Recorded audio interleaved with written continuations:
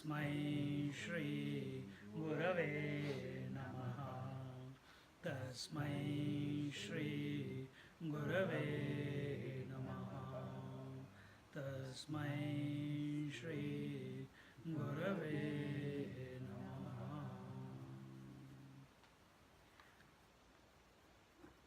We are in Pancadasi chapter 14, verse number 9. And here we are seeing that the chapter is Brahmanande Vidyanandaha, and here it was told in the beginning that that the bliss, Vidya means knowledge, and the bliss gained by knowledge is not the real bliss, but our essential nature is of the nature of bliss. And what is this nature? What is this bliss which is gained through knowledge? And there it was told, dukkha bhava, that bliss which is gained through absence of misery. Second was kamaptihi, that bliss gained through fulfillment of desires. Third, aham kruta kritya iti asau, that bliss gained by coming to this conclusion in life that whatever I had to do has been done. And the fourth one, aham prapta prapyaha, and bliss gained by whatever I had to achieve, I have achieved in my life.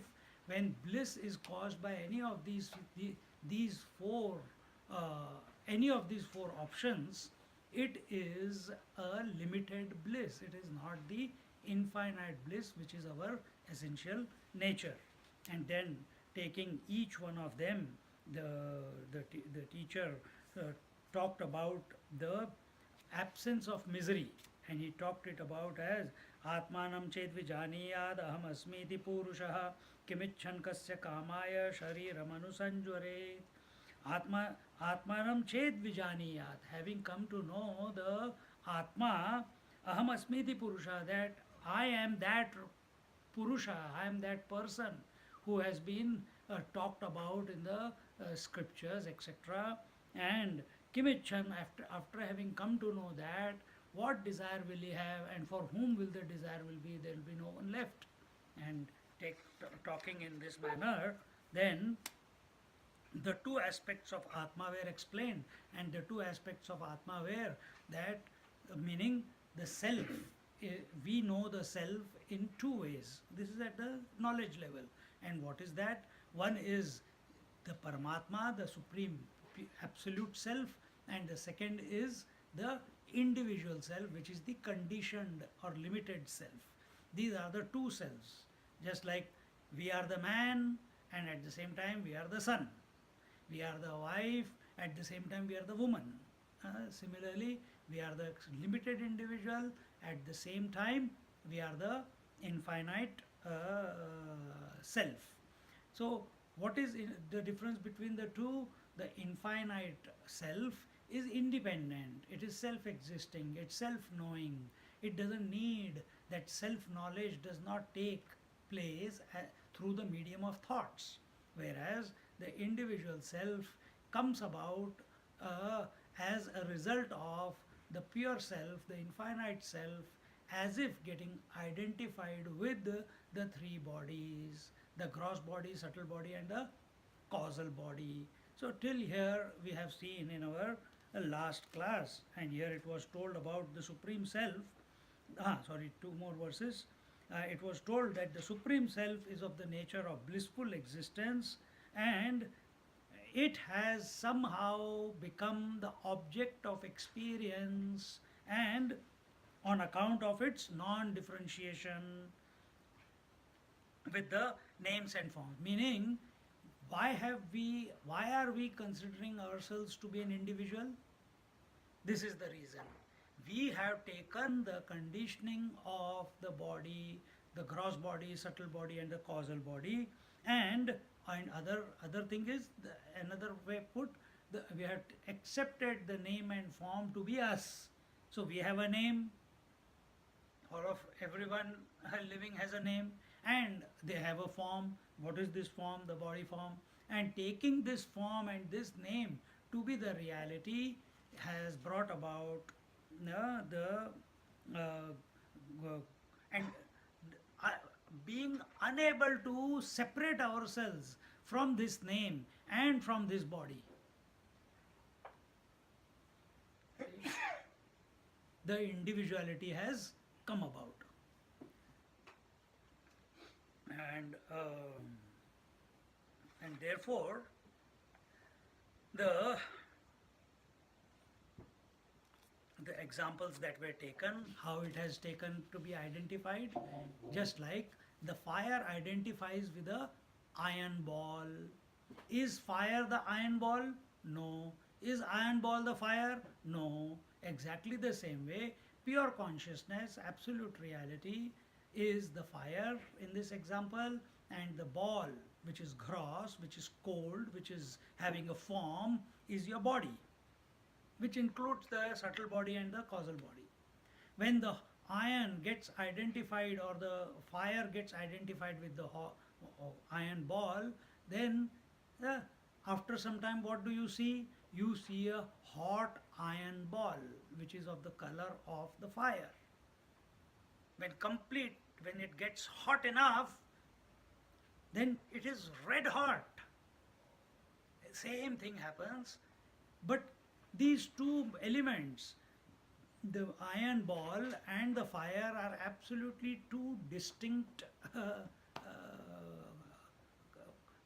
materials with different qualities. See? Yet this union is seen, even though there is no union, it has just pervaded the metal ball. Similarly, this consciousness, this pure consciousness that we essentially are, it has got identified with this gross body, subtle body, and causal body, and it has become so entrenched, so in one with it, that we are unable to separate ourselves and see that we are something other than the body and the form and the name. The whole spiritual journey is to separate ourselves from these three bodies. Then nothing has to be done. After you separate yourself, there you are, story over.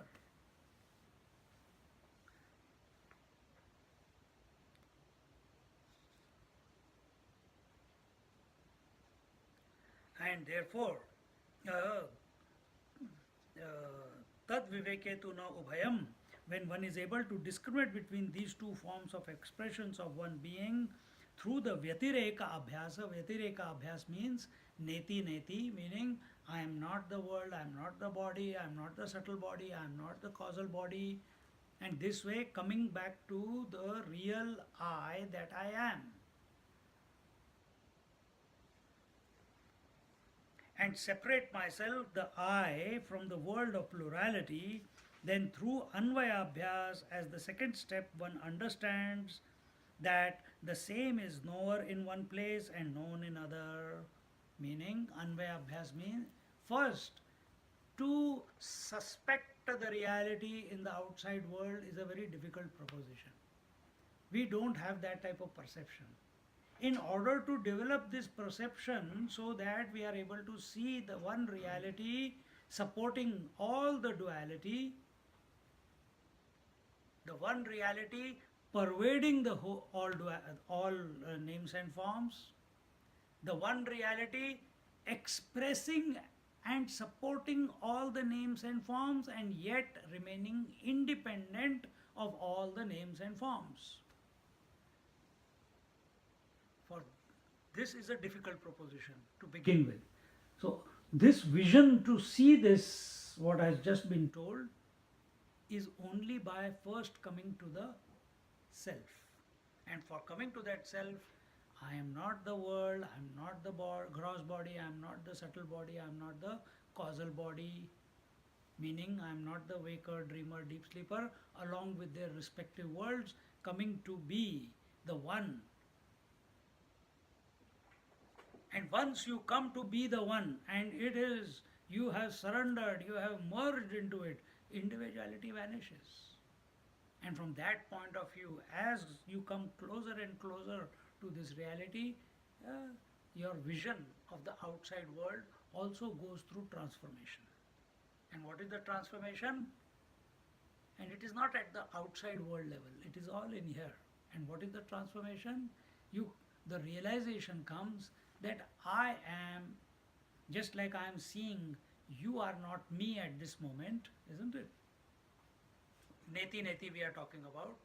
We come to realize that this knower and known, this experiencer and experienced, this seer and seen, both I am not, I am the witness. Once you come to be the witness and remain as the witness,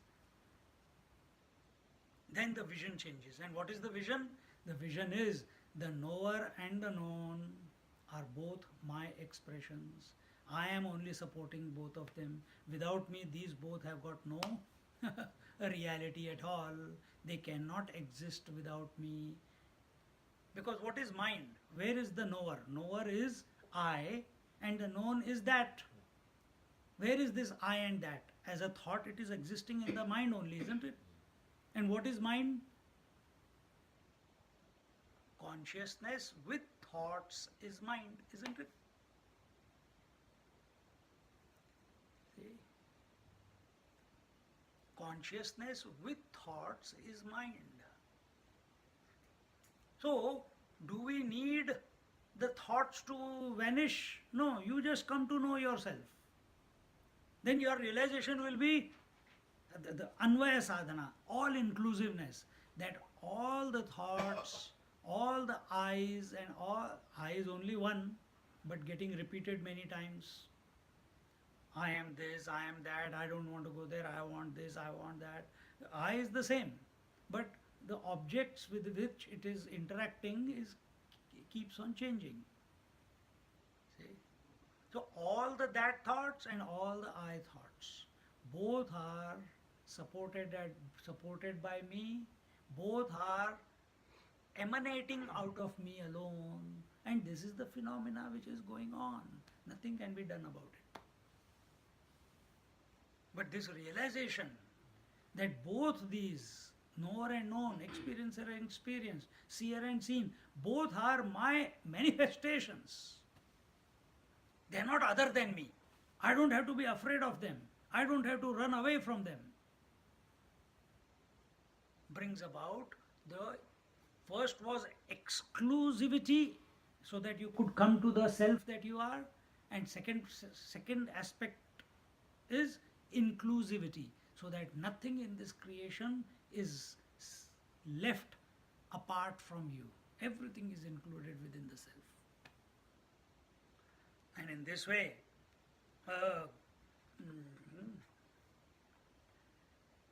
then through Anvaya Abhyas, as the second step, one understands that the same is knower in one place and known in another, and neither is real.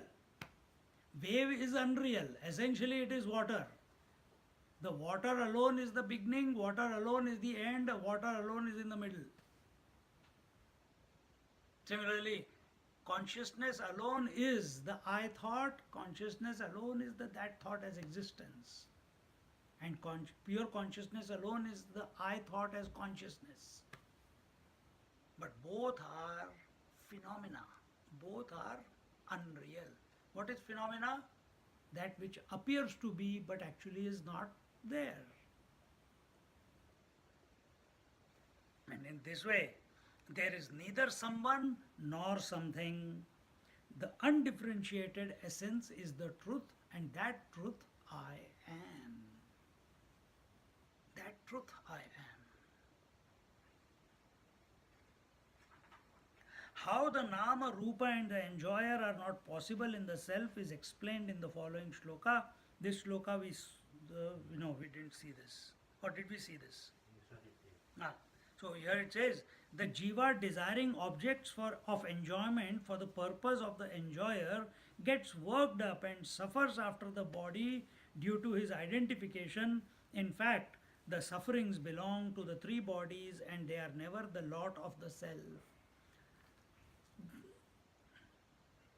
The example for this is that when a magnet is kept close to the iron filings, the iron filings start moving. There is momentum seen in the iron filings. Where is the magnetism? In the mother magnet. But where is is there any movement in the mother magnet? No, it is just sitting still.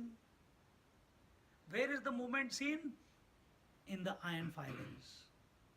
Is there any power of attraction, power of repulsion in the iron filings? No. They borrow. It is the effect of the mother magnet. And we see these inert filings, inert nails, they start having a momentum. Exactly the same way. In the presence of the conscious self that we are, the matter vestibule, which is the gross body, subtle body, and the causal body, it starts having momentum, it starts having movement.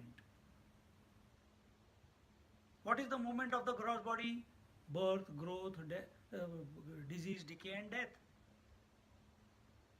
Childhood, teenage, middle age, old age. This is its movement. The actions that it makes. The breath, it starts moving in the presence. If the conscious presence is not there, breath cannot move. In the presence of the consciousness, the inert, what is that inert? The mind or the thoughts, not the mind, the thoughts. They also start moving. See? So in this way, recognize, the teacher is telling, recognize through inquiry, through contemplation, make it subjective and find out that this movement at the body level, this movement at the breath level, this movement at the mind and intellect level, it is happening of its own accord. Don't get caught up in it. Just like the iron filings in the mother magnet. But what are we taking ourselves to be? Where the problem comes, we take ourselves to be the gross body or the subtle body or the causal body. And because of that identification, all the suffering comes about. To whom? The one who is identified. Who is this person called? Jivatma, the limited Atma, conditioned Atma, conditioned by the three bodies. And who is this Jivatma? Essentially, the pure self, isn't it? This recognition has to come about. One must become doubt-free within yourself about this. This is my status. My status is not being the body. My status is not being a waker, dreamer, or deep sleeper. My status is not being the gross body, subtle body, or causal body. My status is I am the presence. I am the pure self. I am the unconditioned self. I don't need the body in order to prove my existence. I don't need the breath or the mind in order to prove my existence. In my presence, they get validity. Right or not? The body gets validity because I am. Breath gets validity only because I am. Waker, dreamer, deep sleeper get validity or are able to manifest themselves only because I am. Dead man doesn't have these three, isn't it? So thinking in this manner, the teacher says, Jvaraha trisau sharireshu sthitaha.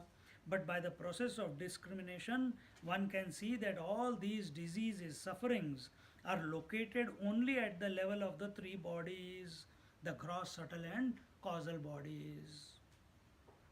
Natu atmanaha. These diseases are not located in the conscious self, the pure self. The pure self has never suffered any of these diseases. The bodies alone suffer the modifications, not the embodied.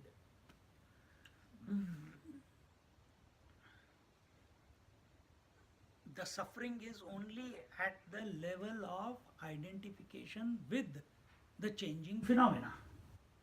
Once you discover that you are the unchanging, let the phenomena change, how does it matter, isn't it? Let the matter change. You are not complained from childhood to now, why did I grow up? I want to be the same small baby. You don't say that. You don't say, why my hair is becoming white. You accept it. You see?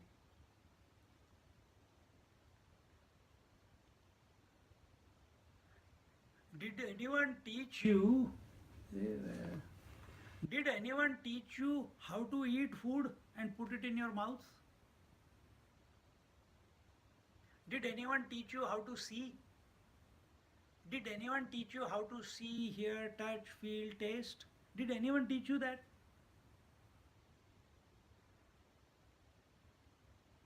As a child, our natural exploration, anything that came, we saw, we heard, we tasted, we smelled, we touched it. Watch any small child. Yesterday I was with one, that's why this example. 6 months, 7, 8 months year old baby takes anything, and she had a that thing yo-yo, and from the yo-yo she had taken the string out, and that string she was continuously, she's holding it in one hand, this much she has worked it out, and she is trying to feel the string, and again she is putting her hand over it, and sometimes that string will fall on her face, and she's trying to catch it here, but she's not able to catch it because she doesn't know the location, but she's trying and trying and trying, and eventually she caught it. You see the inquisitiveness when the children are sitting with all the colors and the shapes. Automatic. Nobody taught them that something is fallen on the ground. Automatically it goes into the mouth, isn't it?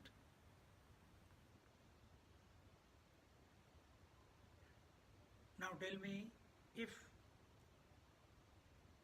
anything could go into your mouth, or you could see, hear, touch, feel, taste, whatever that object is, within 1 or 2 attempts, the child perfects it, isn't it?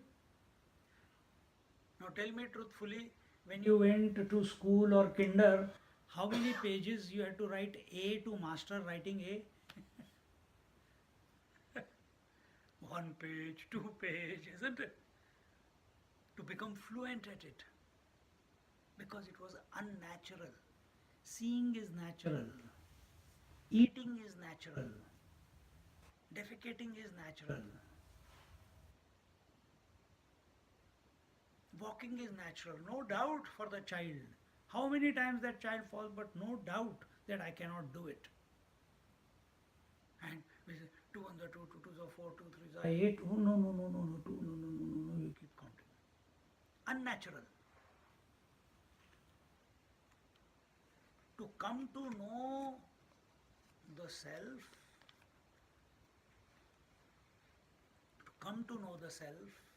you have to be the self.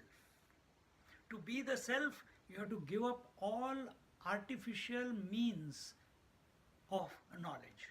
And what are the artificial means of knowledge? Gross body, subtle body, and causal body. These are the artificial means. These are the means. It's that easy. But because we cannot drop them, we make it difficult. We can't disidentify from them, therefore we make it difficult. Now from this verse onwards, what are these diseases of the 3 bodies? Vyadhayo dhatu vaishamye, Vyadhayo dhatu vaishamye, Sthula dehe sthita jvaraha, Sthula dehe sthita jvaraha, Kama krodhadaya sukshme, Kama krodhadaya sukshme, Dvayorbijam tu karane, Dvayorbijam tu karane. It says the equilibrium of the elements leads to the disorders of the gross body. Desire, anger, etc. are the disorders of the subtle body. and their seed is the disorder of the causal body. In other words, that the gross body comes into imbalance due to the imbalance between kapha, vata, pitta and kapha. These are the three modes, these are the three humors within our body based on sattva, rajas, tamas. Vat, pitta and kapha. Whenever there is this imbalance between these three, something unwanted starts happening in the body, which we call as, we move away from the state of health, and that moving away is called as dis-ease. We stop being at ease with ourselves at the body level. We become discomfortable, meaning we move away from comfort. Dis-ease, we move away from ease, the natural ease that is there. Then we start getting pain in the knees, pain in the diseases, cough, cold. Why? Because of the imbalance of these three humors called vata, pitta and kapha. At mental level, what are the humors? The humors express as anger, greed, jealousy, hypocrisy, envy and arrogance. Kama, krodha, lobha, mada, matsarya. This is the disease of the mind. It is not something to be proud about. It is not something to be gloating about. So one must make now you have recognized that this is the disease of the body, this is the disease of the mind. Remain undisturbed by it, remain equanimous, remain witnessing, remain self-focused rather than body-focused or the mind-focused. If you remain body-focused and mind-focused, then the disease at the body level will attract your attention and you will be worried. If you are mind-focused, then kama, krodha, lobha, mada, matsarya, any of these negatives or any other positives also, they will start attracting attention and it will lead to disease at the mental level.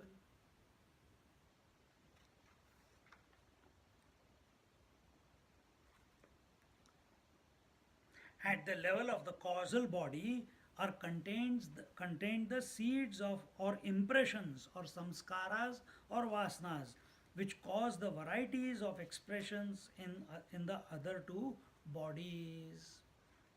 And these are, we don't talk too much about it, but this at the causal body level, these vasanas or subconscious impressions, what some people call, or we call them as what? Samskaras, the past impressions that have been collected, we don't give too much heed to it.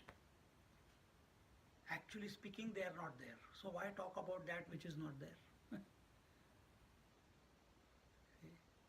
Causal body is the state of ignorance. Out of ignorance, the subtle body has come, and out of subtle body, the gross body has come, and out of gross body, the total world, body and mind, the outside world has come out. This is the sequence. So if this whole subtle body, gross body and the world is the resultant effect of the cause called the deep sleep state, the cause called the causal state, another word maya, another word ignorance. Why talk about it? The effect of ignorance cannot be intelligent. The effect of ignorance will also be ignorance only, isn't it? Think about it. Effect of ignorance cannot be intelligent. And what is the effect of ignorance? Thinking is the effect of ignorance. Talking is the effect of ignorance.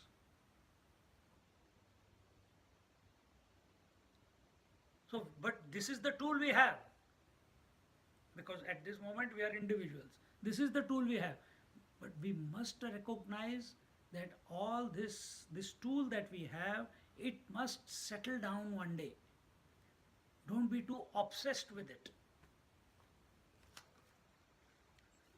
Thinking in this manner, how the diseases at the level of the three bodies can be eliminated by the technique of Advaita sadhana, sadhana of non-duality.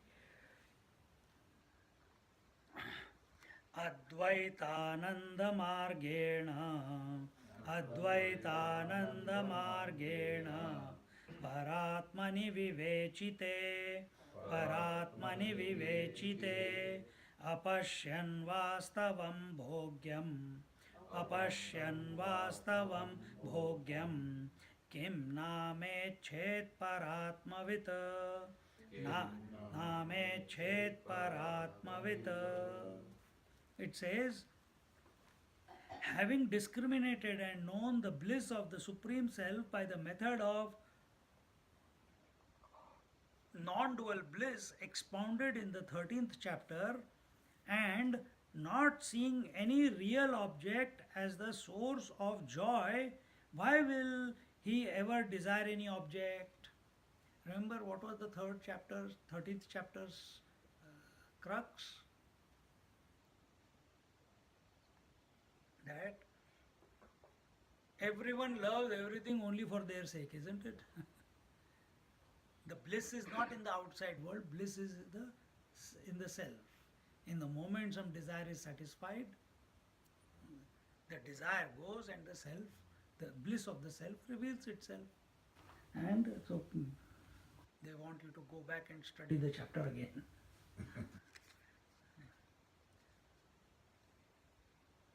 And also it was told, it was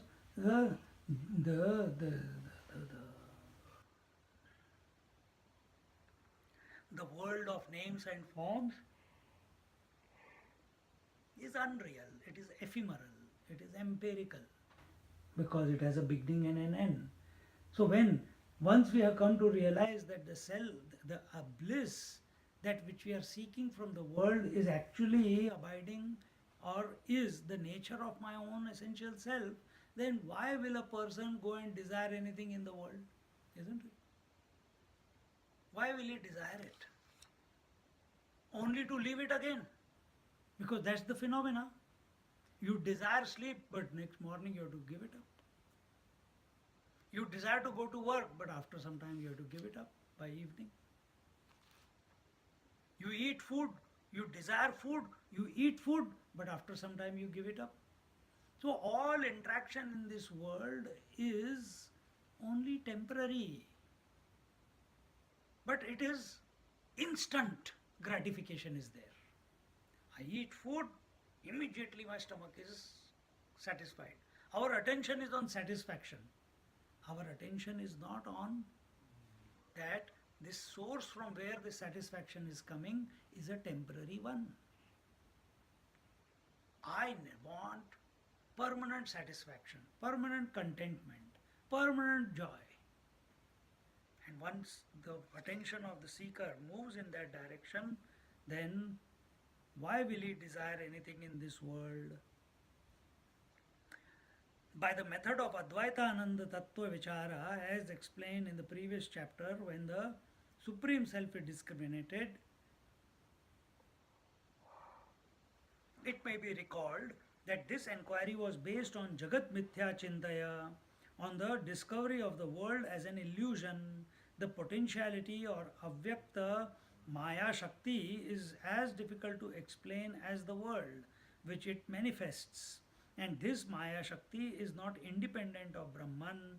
Therefore, the world created by the Maya Shakti also exists on the self as an illusion.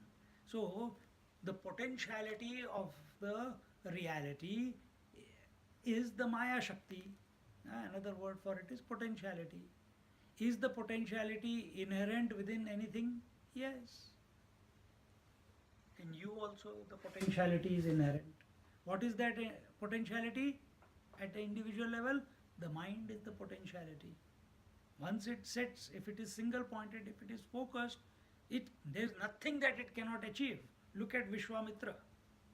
From a mere king, he became a Brahma Rishi. See? Nothing is impossible for the mind. But have we got that what it takes in order to present a worthy goal to the mind so that this potentiality moves in that direction? In other, not only that, this potentiality cannot exist without its the wielder of potentiality, and that is the reality or the Paramatma. So this Maya Shakti has then become space, air, fire, water, earth. Then it has all these things, five elements have got mixed up and created the names and forms. So if Maya Shakti, the potentiality, is not separate from the divinity, from the pure self, can the expression of Maya Shakti as whatever, as this creation, can that be separate from the reality? It cannot be.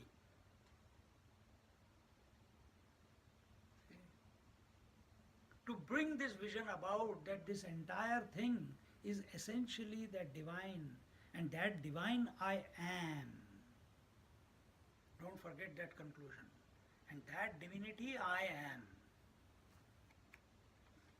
Initially, we have to discard the world. And what is the world? Anything that comes and goes is the world. Anything that seems to be there but actually is not there is the world.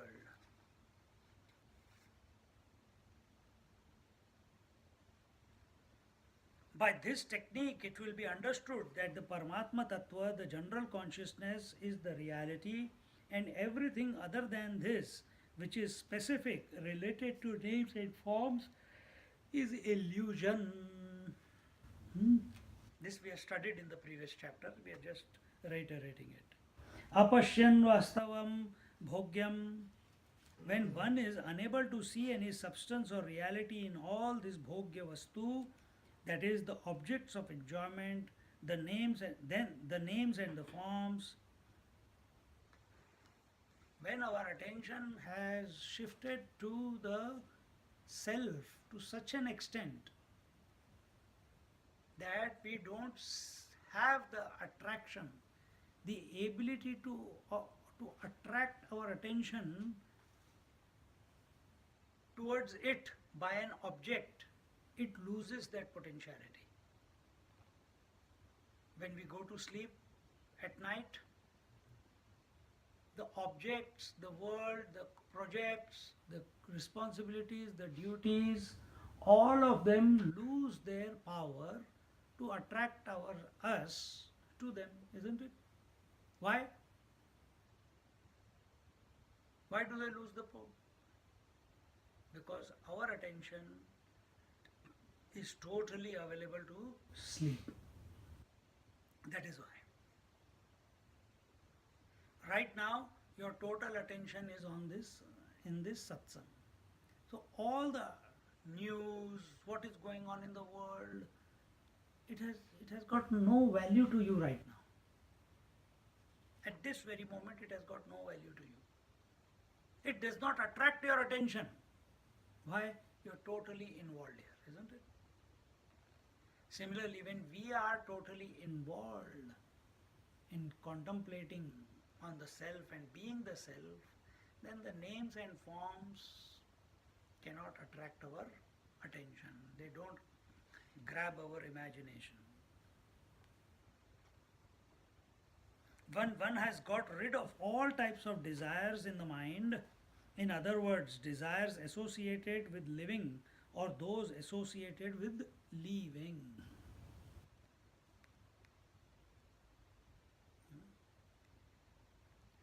Then one has learnt to live in the present with inspiration, with no past regrets or future fears. Such an individual is immune to changes in the illusion that the world is. This is a very, very simple yet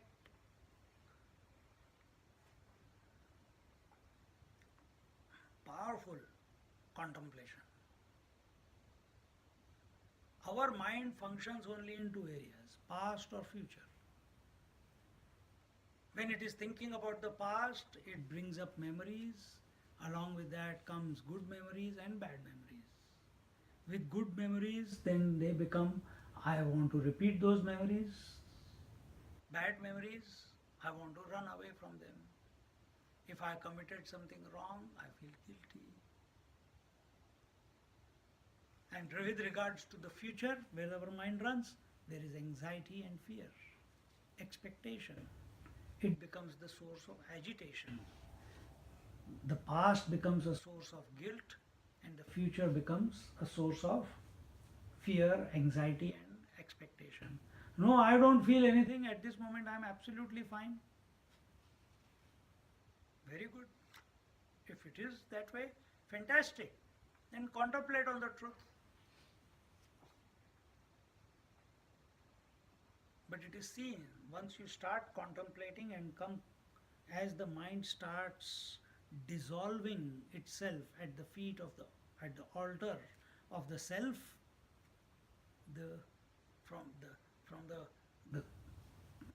the mind, from the subconscious mind, all those memories, they have to be released in order for mind to be completely surrendered at the altar of the self.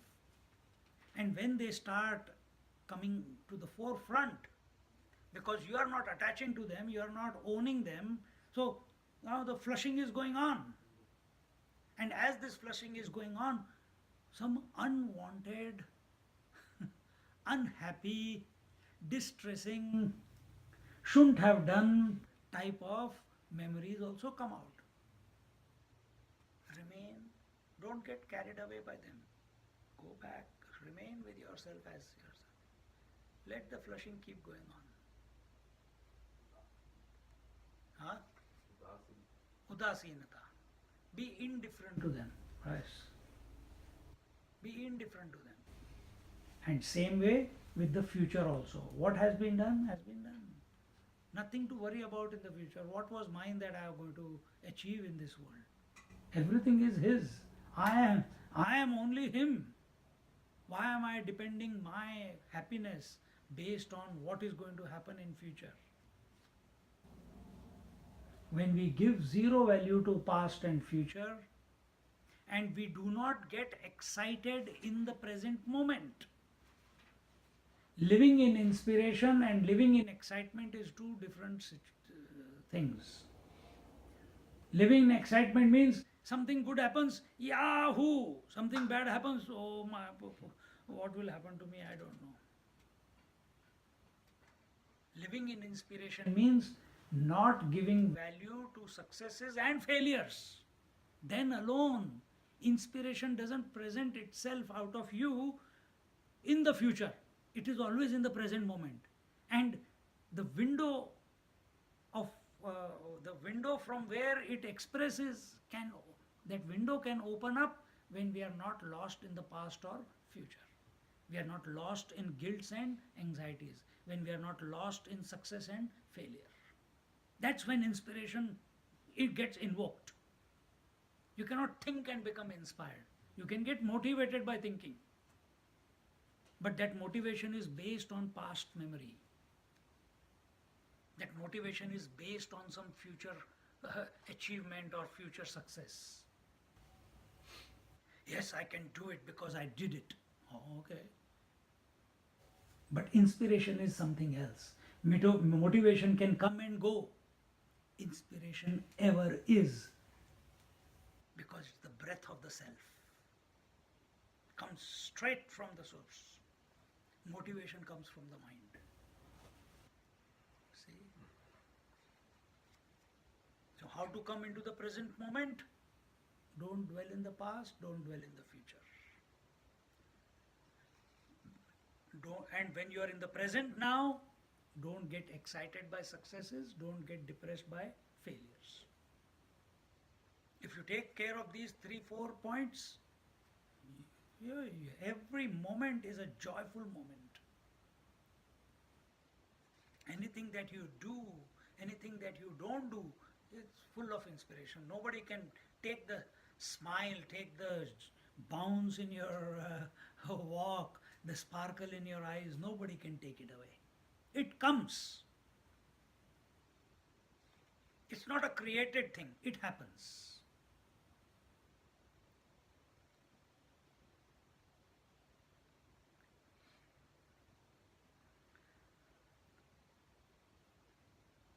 Such an individual is immune to changes in the illusion that the world is.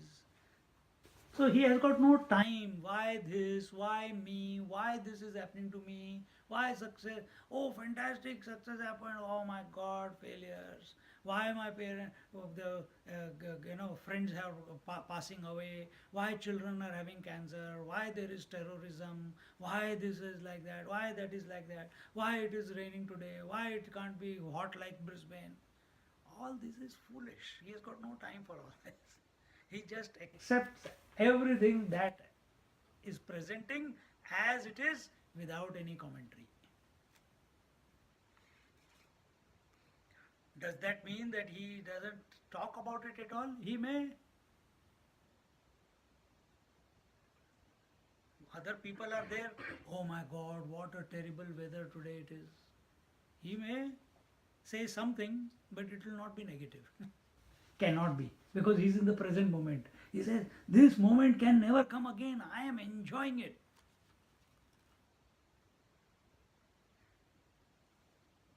He finds himself comfortable anywhere, anytime, any place, with any person. He is absolutely at home, not expecting anything else other than what is there. See? So develop that quality. But if you think I have to develop this quality, it will not. You have to remain undisturbed by past and future. Remain undisturbed by excitement and depression, success and failure.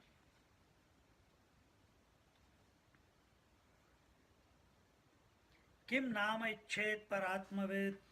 What desire will such a person or steadfast wisdom ever entertain for anything?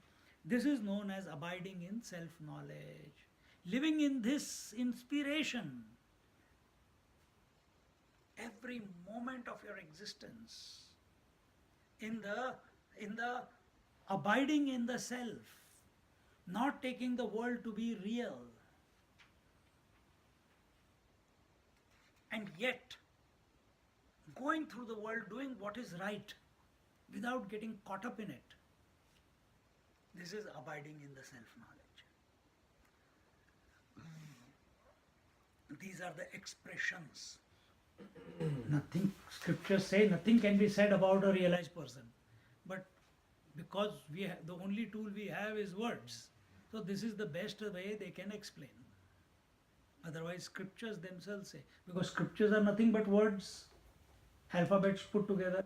Scriptures say, we cannot tell you how a realized person must behave or should not behave, because he is beyond us. Just like the reality is beyond the scriptures, scriptures talk about reality as an idea, isn't it? In the book, it is just an idea. They are telling, but in you it is not an idea, it is your solid being. But in the book, it is only an idea. They say, we cannot make anyone realize because we are limited. We have a beginning and end. But the one who is reading it, the one who is interacting with this knowledge, he is a conscious person. Scriptures are not conscious. It's inert. So they say, we cannot talk about a realized person, how he should or should not behave in this world. But an attempt is made by various scriptures, Bhagavad Gita, Upanishad, etc., Puranas, and the gist of it is given here. What desires will such a person of steadfast wisdom ever entertain for anything? This is known as abiding in self-knowledge. The Atma, the self, is totally unattached and cannot be influenced by any of the modifications of the Sharira, that is the body, as explained in the chapter on Atmananda. When we say the body, body means all the three bodies, gross, subtle and causal body. So here the verse says, Atmanandoktorityasmin आत्मानन्दोक्तरीत्यास्मिन् जीवात्मन्यवधारिते जीवात्मन्यवधारिते भोक्ता नैवास्ति कोऽप्यत्र भोक्ता नैवास्ति कोऽप्यत्र शरीरे तु ज्वरः कुतः शरीरे तु ज्वरः कुतः. After having ascertained the real nature of Jiva as per the method of inquiry described in the 12th chapter on Atmananda, none is left to be an experiencer in this body. Therefore, for whom can the sufferings be? Once you have absolutely become clear as to your essential nature, that you are the witness separate. You are the Atma, not the witness also. You are the Atma.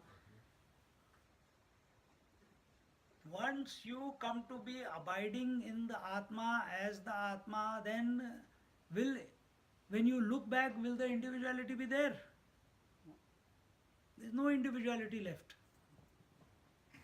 Once the light has come on, is darkness anywhere? नहीं, वहाँ पे it's hidden somewhere. Can you see it anywhere? No, there is total light. Similarly, Atma is of the nature of light, and you have come to abide in the Atma as the light. Then can the ignorance which expresses as gross body, subtle body, causal body, or the individuality, can that individuality ever, can it exist? Only on the destruction of individuality can this abidance in the self happen. People will see individual walking, but that realized individual, we are talking about it, for him there is no individuality. For him all is I am, that's it. So here by the analysis explained in the chapter on Atmananda, one comes to understand that everything is dear to me only for the sake of this self. When one comes to analyze and understand the nature of the Jivatma and that there is no one who is the enjoyer, I am Ananda Swarupa and therefore I love myself the most.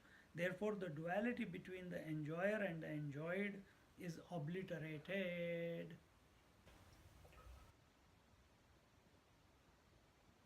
See, these three, the enjoyer, enjoyed and enjoying,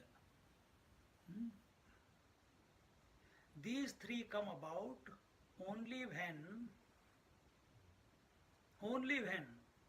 this consciousness gives value to the world, name and form. The moment it becomes identified, gives importance to any name and form, at that very moment. Another way of putting it is, when does it give importance and identification to the name and form? When it forgets that I am the original. Self-forgetfulness leads to identification with the phenomena, with the three bodies. The moment it gets identified with the three bodies, that very moment, knower known knowing, seer seen seeing, thinker thought and thoughting, these three, meaning the thoughts start appearing. Can you get thoughts without the body? Can you get thoughts without the mind? Not possible. See? The blissful knowledge means knowledge that you're talking about the thoughts, isn't it? Yes. Thoughts. Yes.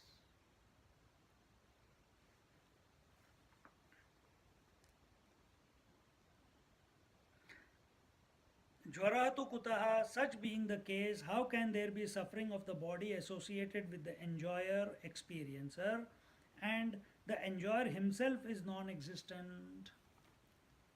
See, from sun's point of view, From sun's point of view, there is nothing called a day and night. But for us, day and night is so real, isn't it? Day and night is so real. But from sun's point of view, there is no day and night. Now take that same example. From pure consciousness point of view, absolute reality point of view, there is nothing called consciousness and matter. There is nothing called knowledge and ignorance. Day is knowledge, night is ignorance. Because day is of the nature of light. So knower, experiencer, seer, hearer, etc. All personalities. And what is the night? Experienced, known, seen. But from pure self point of view, these two don't exist. They are only an illusion. Just like from sun's point of view, day and night is only an illusion. It is not in its scope of reality. He just cannot understand what is this day and night. How can he? Because something should be other than him. For him, who is of the nature of light, even the idea of darkness is an unthinkable, isn't it? It's unthinkable for the sun. Similarly, when we come to abide in the pure self, na tatra suryo bhati na chandra tarakam, nema vidyato bhanti kutoyam agnihi, tameva bhantam anubhati sarvam, tasya bhasa sarvam idam vibhati. The light, the effulgence that of the self is thousands and thousand times more than thousands and millions of suns put together. There is the scope for recognition of the presence of darkness. For whom? For the one who is abiding in the self. But if you consider yourself to be a day, if you consider yourself to be an individual, if you consider yourself to be the knower, then there is a possibility of knowing or not knowing. If you consider yourself to be a waker, there is a possibility of waking or not waking. Then stress. See? So from the self point of view, there is no ignorance possible, there is no non-existence possible. To transcend the duality is to realize one's own essential nature. Thus, by the method of Advaitananda, the objects of enjoyment have been rejected as illusion, and by the method of Atmananda, the duality of enjoyer enjoyed has been rejected, establishing I, the pure self, as the essential source of Ananda, the bliss.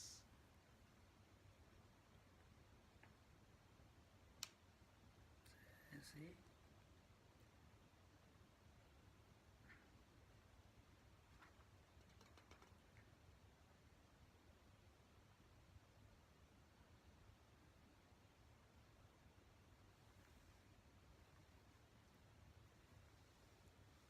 So, rejection of the world, which is nothing but names and forms, as an illusion, and then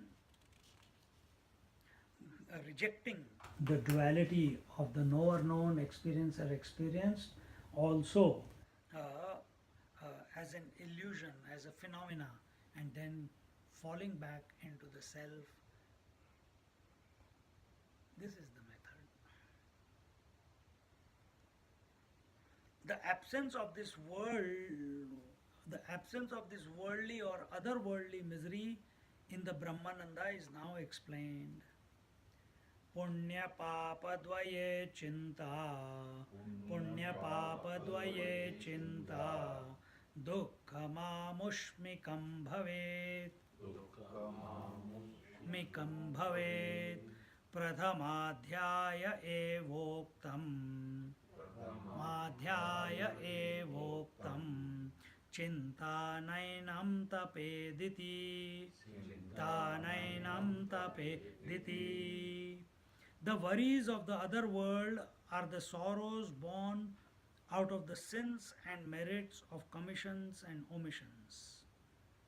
These worries no more trouble the knower of the self. This is what is said in the first chapter, chapter 11. What are these? Papa, Punya, etc., etc. See,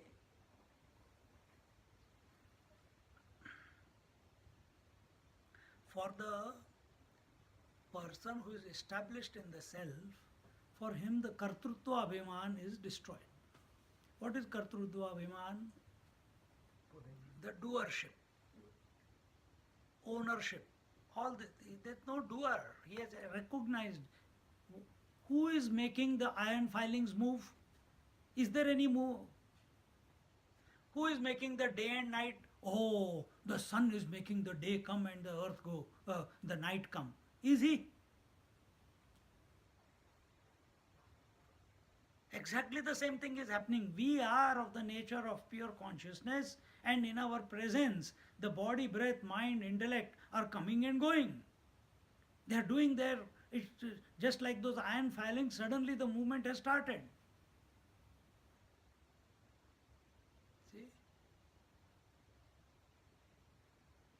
The sun says, oh, now I'm going to come onto the earth, and now all life will arise because I have come. Does he have that doership? That I am the doer of, I am the maker of the life on the earth? It is not. The same way, here also, the anxiety about the sin and merit is called the misery related to the other world. It was explained in chapter 11 that Papa and Punya do not touch the Brahmaved. For the realized master, Brahmavid, the one who is of the who has come to know the Brahman, for him the Kartrutva Abhiman, the doership is absolutely absent. तो इसमें कर्म कैसे relate होता है? कर्म So the one who is the doer alone will do the karma. The one who is the doer takes a position that I am doing the karma in the world. Actually speaking, karma is automatically, not karma, action is automatically taking place. Just like the iron filings are automatically moving. So where is the doer there? There is no doer there. So when we take ourselves to be of the nature of pure self, in our presence, the karma, manasa vacha kaya, at the mental level, the karma is, the action is movement of thought. Karma means action, isn't it? Action means movement. At the mental level, manasa, movement of thoughts. Vacha, movement of words. Kaya, movement of the body. These three automatically get activated in the presence of the self. When the self goes away, dead body has got no activity at these three levels, isn't it? And who is an individual? Who gets identified with this activity and takes the ownership and says, I am the doer of this activity. And what is the truth? The activity is happening. Nothing to do with the pure self that you are. When the man of wisdom is established in that sukham, which is beyond all limitations, where is the question of papa and punya, sin or merit? Sin and merit are only for the individual. Sin and merit are only for the person who is living in the past or future. Sin and merit is only for the person who is identified with the three bodies. And who are you essentially? The unidentified one, the self-existing one, the all-knowing one, the all-pervasive one, the one without a second. That you are. But what are you considering? What the individuals consider themselves to be? Not you specifically.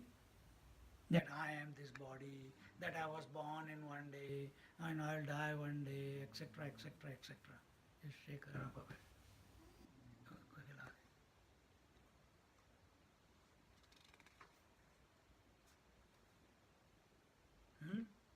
So, when the when one has come to discover his essential nature, which is Brahmananda, Prarabdha will not be able to play any role. Prarabdha is for whom? For the individual. Prarabdha means destiny. कर्म ही नहीं है तो destiny. Exactly. Now we'll explain. Karma is three ways: Prarabdha karma, Sanchit karma, and Agami karma. So, Sanchit karma, in short, because the topic is there, Sanchit karma is accumulated karmas. What is karmas here? Accumulated impressions, accumulated subconscious impressions, accumulated vasanas from many, if you want to believe, from many lives or this life, whatever. Accumulated, it's your bank account. When you go to the bank account, you don't take out all the money, you only take out little bit money as much as you use.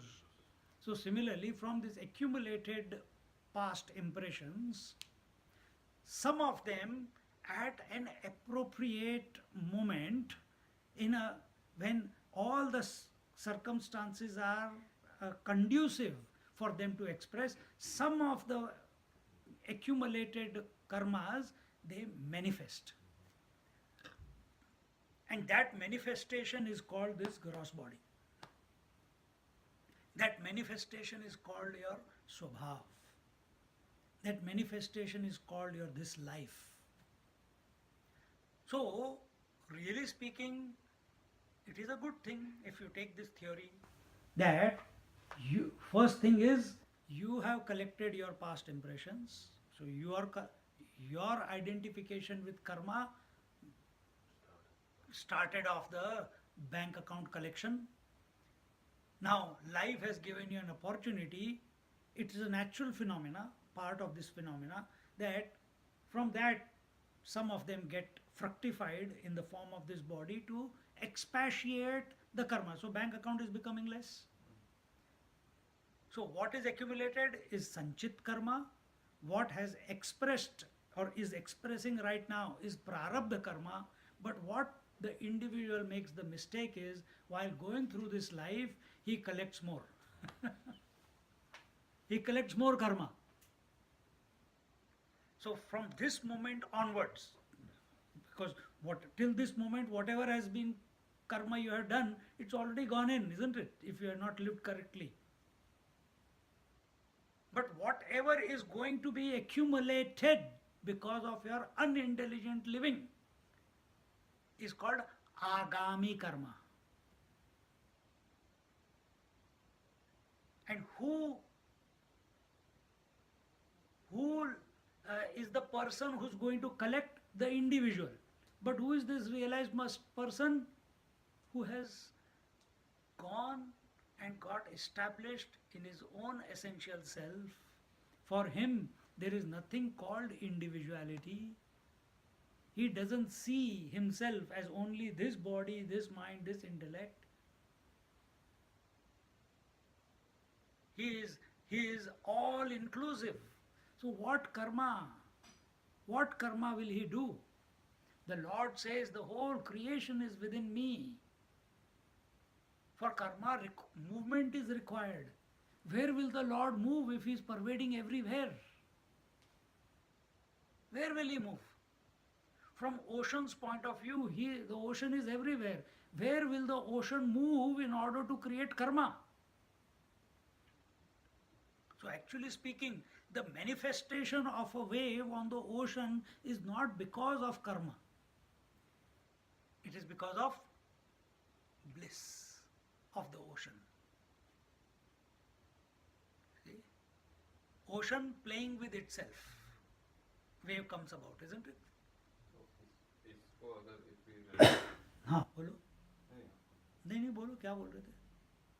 जो what you just mentioned right now, the three karmas and things, if we relate, connect that to what Krishna Bhagavan said in Bhagavad Gita, that karmanyavadhikarasya, and then don't do your actions, but don't expect the results. So that is all. That is very kindergarten stuff then, Okay. compared to this, compared to what we are saying. So that is. So in that scheme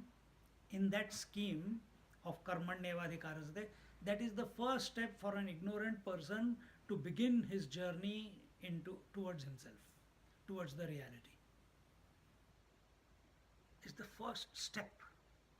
If he doesn't make that step, further unfoldment will not take place. For whom is that verse told?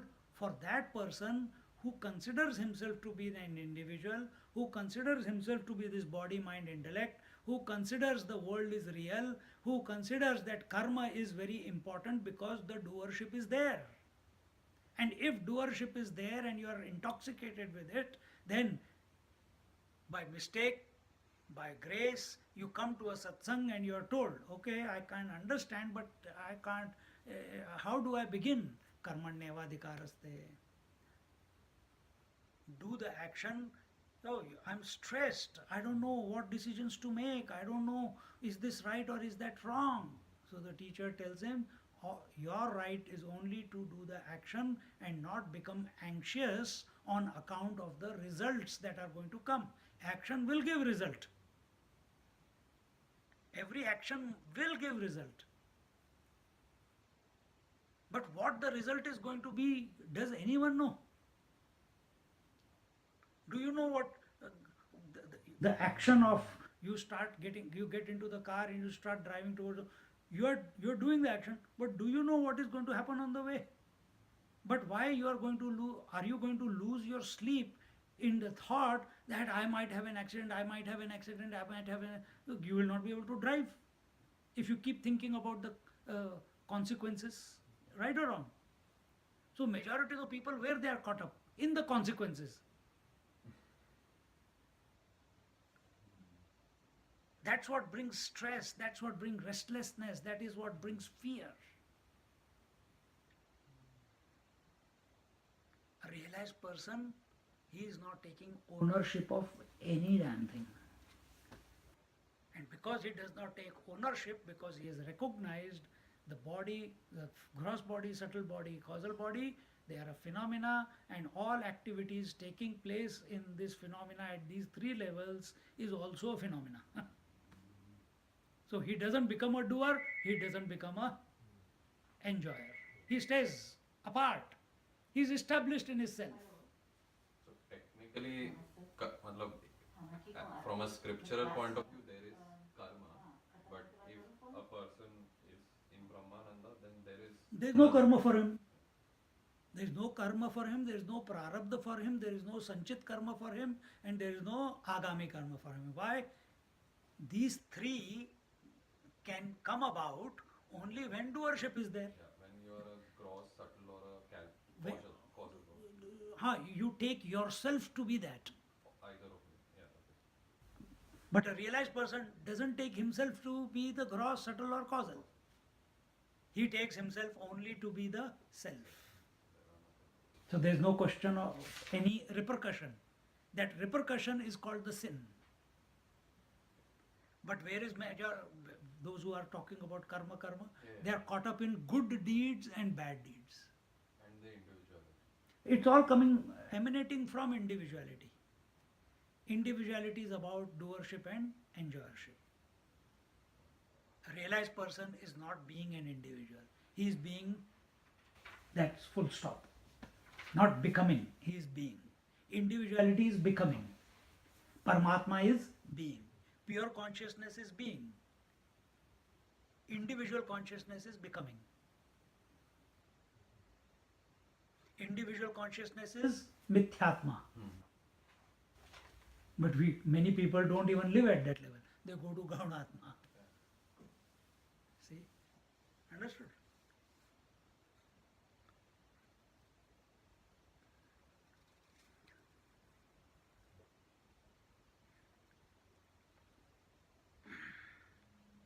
Because he has disowned doership in the present, the past is also erased. And that is why sannyasis do not talk about their past. There's nothing to be proud about in the past. If at all, till we establish, past has to be brought into the present only for a learning. That's all the purpose it should be for. Not to indulge in the past experiences, not to gloat in the past experiences, not to remember the past memories and enjoy them. No.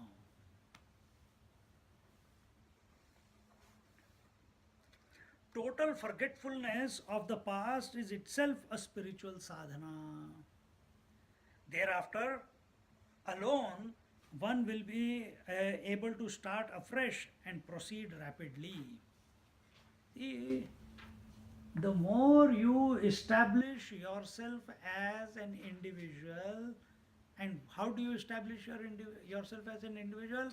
I am a son, I am a brother, I am a friend, I am a teacher, I am a sannyasi, I am this, I am that. All these are labels by which you concretize your personality. See? And as long as you are doing that, very difficult to move ahead in life, because we are giving reality to the world. We are giving reality to the relationships. We are giving reality to the past.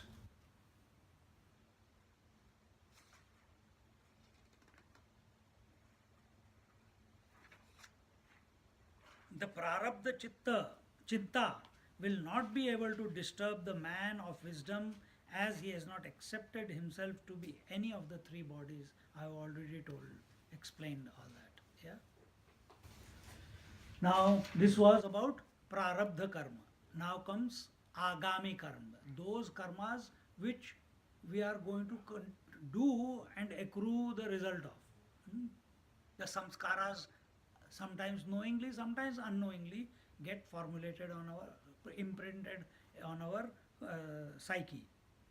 Similarly, the agami karma will not have any impact on the one who is one with his own essential nature.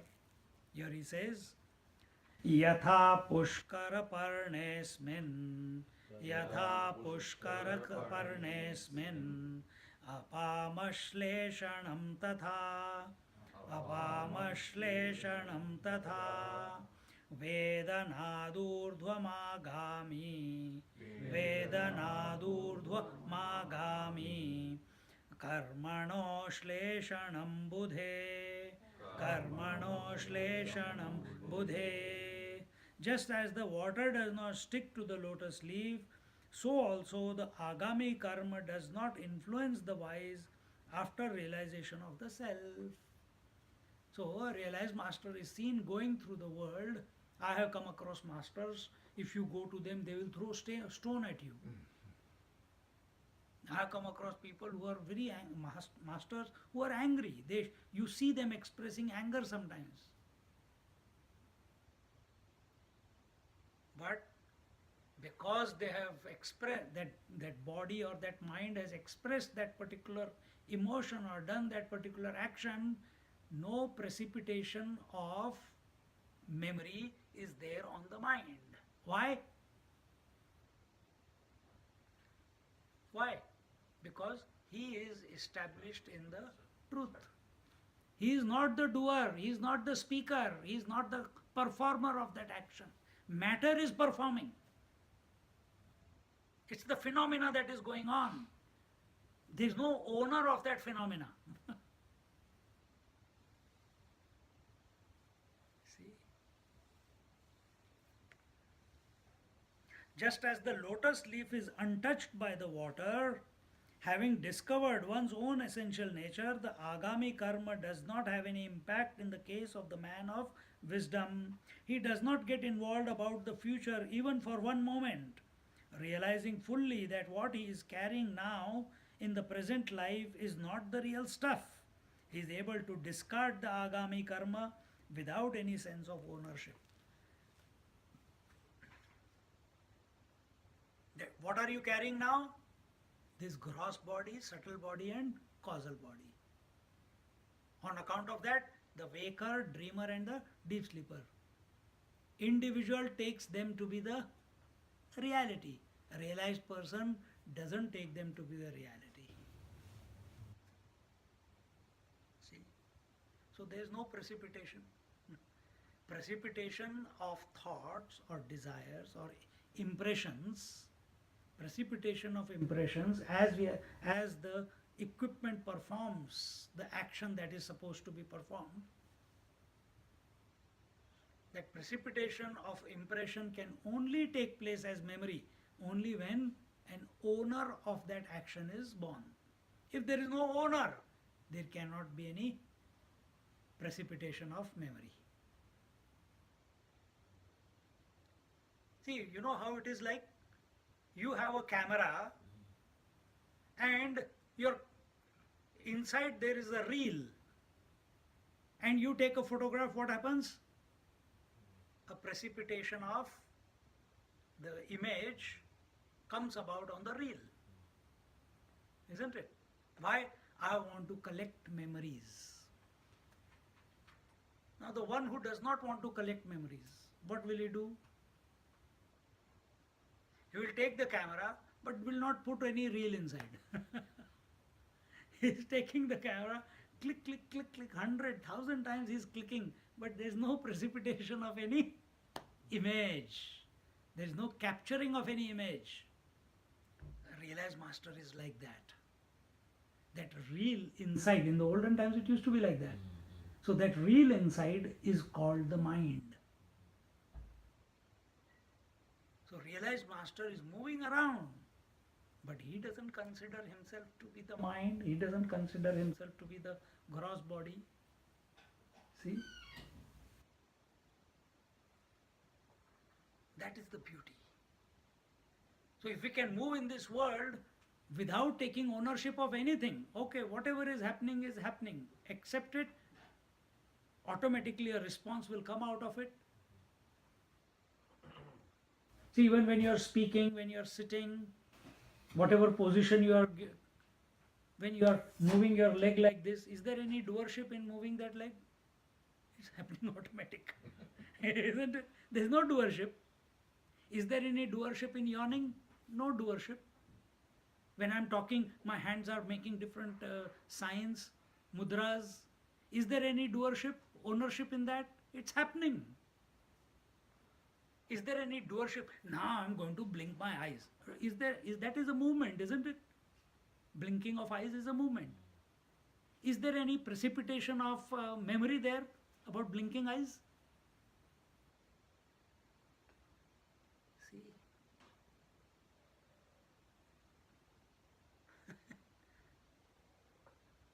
Same thing. Realized master is like that only. About everything, not just these few. For everything, there is no ownership. No ownership does not mean living in a dull, blank mind. He is established in the self. There is no ownership in sleep also. Isn't it? There is no ownership there. But this is not a dull state. It is an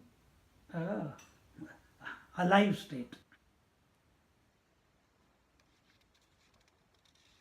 Realizing fully that what he is carrying now in the present life is not the real stuff. This gross body, this subtle body, this causal body is not the real stuff. The waker, dreamer, deep sleeper is not the real stuff. Mukhyatma and Gaunatma is not the real stuff. Is mithya, is an phenomena, is an illusion. Therefore, he doesn't take anything too seriously.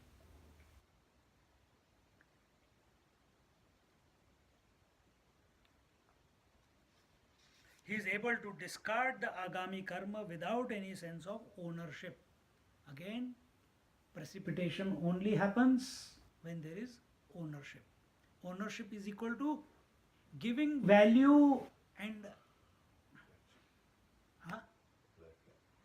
When we act, when whatever you do. By identification. Oh, that was a very nice thought that came. Got identified. Accident happened here. We get so identified with the mobile. We go while driving. Oh my God, such a who has sent me an SMS? While driving, we want to answer the SMS. Accident.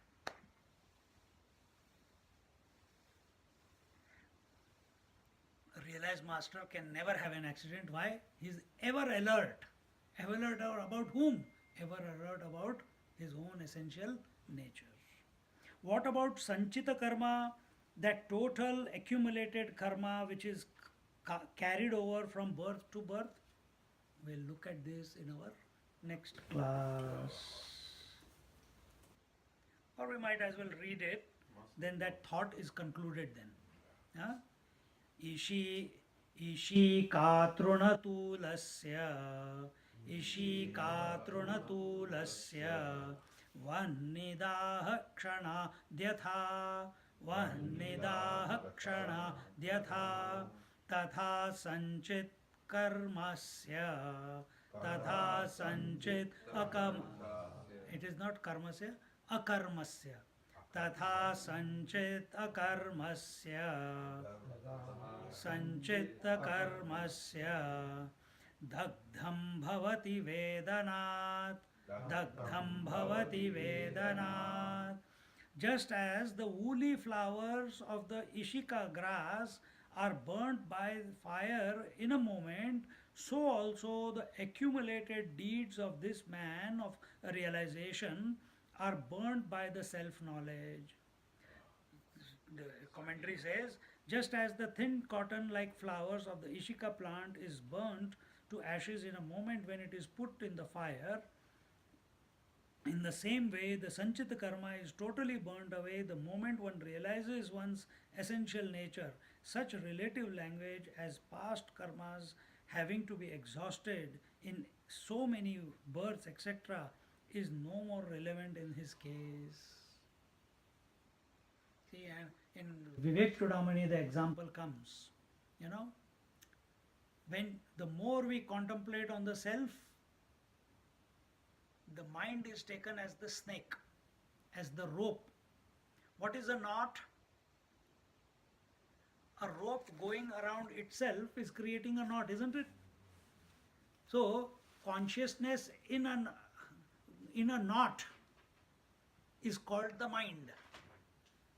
It's as if by itself it is entangled in itself. Water entangled in itself is called a wave. See? Gold entangled in itself in this way and in there, it's called a chain. See?